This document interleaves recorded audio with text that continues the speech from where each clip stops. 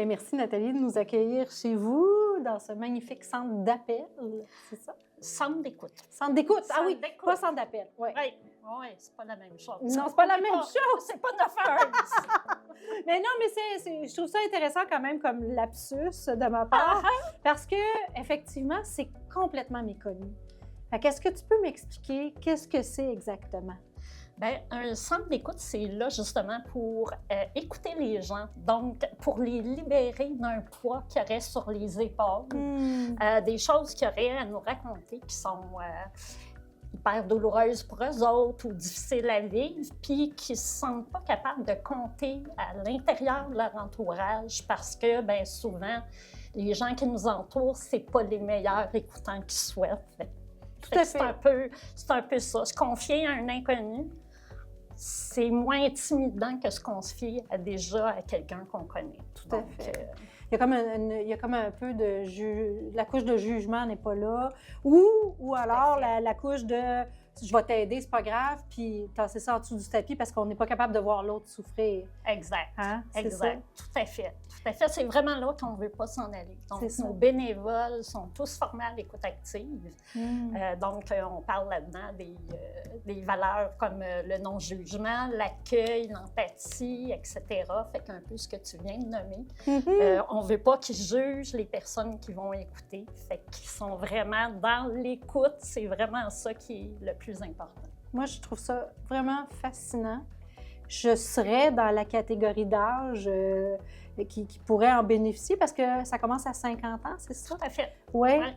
Ça part de où, cette idée-là, de créer un tel centre d'écoute? C'est venu d'un colloque qu'il y a eu avec l'AQDR, Monts-et-Rivières, puis dans lequel ils se sont penchés sur qu'est-ce qu'on peut faire pour briser l'isolement chez les aînés, parce qu'il y avait un rapport qui était sorti en HLM à Montréal qui disait que les aînés étaient isolés puis étaient seuls. Puis là, ils se sont formés un petit comité, puis tout d'un coup est née justement l'idée d'avoir un centre d'écoute pour les aînés, les personnes de 50 ans et plus. Puis pourquoi 50 ans? Oui, pourquoi 50 ans? Parce que les aînés, là... Les FADOC sont à 50 ans, fait que c'est un peu ça qui a fait que ça a été 50 ans et plus. Ça a parti tout doucement en 2006. Donc, l'année prochaine, ça va être notre 20e anniversaire. On est très, très fiers. Et là, maintenant, bien, c'est parti d'une équipe d'une personne avec quelques bénévoles. Maintenant, on est rendu 7 personnes, 7 réguliers ici, plus une vingtaine de bénévoles. Puis, j'arrête pas d'en former parce qu'on a toujours besoin de bénévoles. Ça, c'est essentiel. Je vais parler de mes services. Oui. On reçoit des appels, mais on fait aussi des appels. Donc, nos bénévoles vont appeler des gens qui s'inscrivent sur nos listes d'appels. Donc, avant la pandémie, on avait à peu près 160 personnes qu'on appelait sur une base hebdomadaire. Quand même? Oui. Avant la pandémie? Avant la pandémie. Aujourd'hui, 350 à 400 personnes qu'on appelle sur une base hebdomadaire. Ah, ben voyons donc! C'était ignorant. Puis ces gens-là, dans le fond, pour la plupart, c'est pour quelle raison qu'ils se mettent sur une liste d'appels? Mon Dieu! Plein de choses. La solitude, déjà, c'est une des plus grosses problématiques. Après ça, des cas de santé mentale, de l'anxiété, de la dépression, des deuils. Les gens avaient eu des deuils à répétition en vieillissant. On pense seulement à des deuils avec des êtres chers qui nous entourent, mais deuil du permis de conduire. Peut être capable de se déplacer, deuil d'un animal de compagnie qui était là depuis les 20 dernières années, les 14 dernières années. C'est tous des deuils qui viennent les affecter énormément. Ça me parle beaucoup. Je vois dans mon entourage des gens qui pourraient probablement bénéficier d'une telle aide parce que, veux pas, le rythme de vie, le travail, tout ça fait en sorte qu'on est peut-être moins présent qu'on le voudrait pour les gens autour de nous, mais vous êtes assurément une ressource.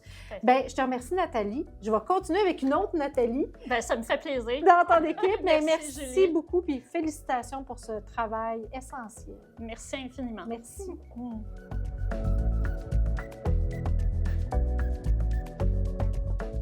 Donc là, Nathalie, parce que toi aussi, tu t'appelles Nathalie. Oui. On va parler d'un autre volet qui est sous le même chapeau, finalement. On va parler de radar. Oui. Peux-tu m'expliquer c'est quoi? En fait, RADAR, l'acronyme veut dire Réseau actif de dépistage des aînés adultes à risque. Je dis aînés adultes parce qu'on a toujours dit aînés. Mais bon, avec... À partir de 50 ans. C'est ça, c'est des adultes. C'est là, oui. Fait que là, pour avoir le même langage que le réseau puis tout ça, alors Réseau actif de dépistage des aînés à risque. Et puis, c'est vraiment, RADAR, c'est une initiative je te dirais, en gériatrie sociale. OK. C'est vraiment fait pour détecter les aînés qui pourraient vivre des problématiques qui soient à risque de vulnérabilité. OK. Puis ça, dans le fond, ce que vous faites à travers RADAR, c'est que vous formez des bénévoles ou des gens dans la communauté pour leur donner des outils pour détecter ça? Oui, aussi, entre autres. Entre autres, OK. Entre autres, oui. Entre autres, ben, on forme des citoyens RADAR. Des citoyens RADAR. Oui, pour qu'eux, en fait, ce soit comme nos antennes, nos oreilles, nos yeux. C'est juste des petits outils qui, c'est juste pour qu'ils soient capables. Je ne sais pas, mon voisin, moi, ça fait 2 jours que je ne l'ai pas vu. Qu'est-ce qui se passe? Juste, qu'est-ce qui fait en sorte que cette personne-là, je la considère à risque ou vulnérable? Et comment je peux faire pour l'aider? OK. Fait qu'il y a ce volet-là. Il y a le volet conférence aussi, où est-ce que c'est vraiment pour sensibiliser la population. OK. Ça, c'est toi qui donnes ça? Oui. Ces conférences-là? Okay. Oui. OK. Sur le fait, ben, c'est quoi RADAR, puis vraiment pour faire connaître et reconnaître. Et comme j'aime bien le dire, et je vais le redire encore, j'aimerais beaucoup que RADAR devienne un automatisme pour les gens. Que ce soit vraiment comme d'y passer comme parent secours il y a déjà plusieurs années. Oui. Comment qu'on fait pour justement dire, je pense que je connais quelqu'un dans mon entourage, puis il faudrait que je développe des façons de m'occuper de lui sans trop qu'il s'en rende compte, j'imagine aussi? Bien, en fait, il faut quand même... Bon, c'est sûr que la formation qui se donne en ligne ou en présentiel. Oui. Si les gens ont des questionnements, c'est sûr qu'ils peuvent m'appeler, puis que là, je vais voir avec eux comment on peut procéder. Évidemment, ça prend le consentement de l'aîné. OK. Puis à partir de ce moment-là, mais la façon que ça fonctionne par la suite, c'est que moi, je fais une prise de contact avec l'aîné qui a été dépisté. Puis là, bien, je vois avec lui qu'est-ce qui pourrait, les ressources qu'il pourrait avoir besoin, comment moi je peux l'accompagner dans ce que la personne a vit finalement. Quand les gens vont mieux, qu'on a été capable de les encadrer, qu'on le sait qu'ils sont bien entourés, qu'il y a un filet de sécurité, à ce moment-là, on va leur proposer la liste d'appels du centre d'écoute. Mais toujours en leur mentionnant, s'il y a quelque chose, n'hésitez pas, vous pouvez nous appeler. Les bénévoles sont également au courant que c'est des personnes RADAR. Alors, s'ils ont des inquiétudes, ils peuvent m'en parler par la suite. OK, des personnes RADAR. Hey, wow! Non, mais sérieux, c'est formidable. Je découvre un monde. Mais je suis contente de voir que ça existe parce que c'est un filet pour tout un pan de notre population, de notre société, qui souvent se retrouve un peu démunis, délaissés. Alors, de savoir que quelque chose comme ça existe, félicitations, chapeau. Merci. Vraiment. En terminant, parce que le temps file à la vitesse grand V, ça serait quoi pour toi votre plus grande fierté? De créer des communautés bienveillantes. D'être dans la bienveillance. OK. Bien, toutes mes félicitations. Vraiment, chapeau. Merci. Merci.